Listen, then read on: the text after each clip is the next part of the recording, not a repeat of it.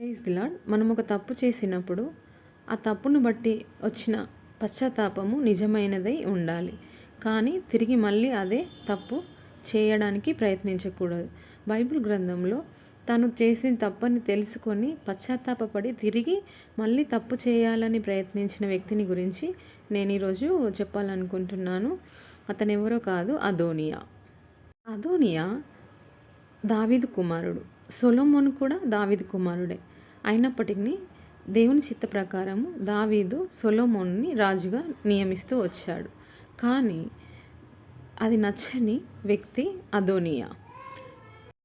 దావీదు వృద్ధాప్య సమయంలో తనను తాను రాజుగా ప్రకటించుకోవడానికి చాలా ప్రయత్నించాడు.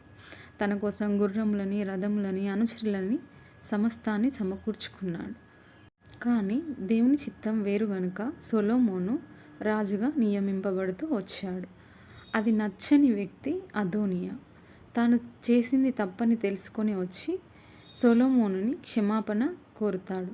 సొలొమోను క్షమించుతాడు. కానీ తిరిగి మళ్ళీ తనకి రాజ్యాధికార ఆంక్ష తిరిగి కలిగి మళ్ళీ రాజు కావాలని ప్రయత్నిస్తాడు. అదోనియా సొలొమోను మీద డైరెక్ట్గా తిరుగుబాటు అయితే చేయలేదు, కానీ తను కుట్ర వలన సొలొమోనుకి ఆ విషయము అర్థమవుతుంది. అది ఎలా అంటే, బత్షెబా ద్వారా తాను అబీషగును వివాహం చేసుకోవాలని కోరుతాడు. ఆ విషయము సొలొమోనుకి బత్షెబా తెలియజేస్తుంది. అబీషగు ఎవరో కాదు, దావీదు వృద్ధాప్య సమయంలో దావీదుని సేవించిన యువతి. ఆ కాలంలో గత రాజుకు చెందిన స్త్రీని వివాహం చేసుకోవడం అంటే అది ఆ రాజ్యంపై హక్కును ప్రకటించే చర్యగా, రాజకీయ కుట్రగా భావించబడేది. అదోనియా తిరిగి మళ్ళీ సింహాసనాన్ని పొందే ప్రయత్నం చేస్తున్నాడని సొలొమోను అర్థం చేసుకొని తనకు మరణశిక్ష విధిస్తాడు. ఈ విషయాన్ని బట్టి అర్థమవుతుంది అదోనియా తన పశ్చాత్తాపము నిజమైనది కాదని, దేవుని చిత్తాన్ని గౌరవించలేదని.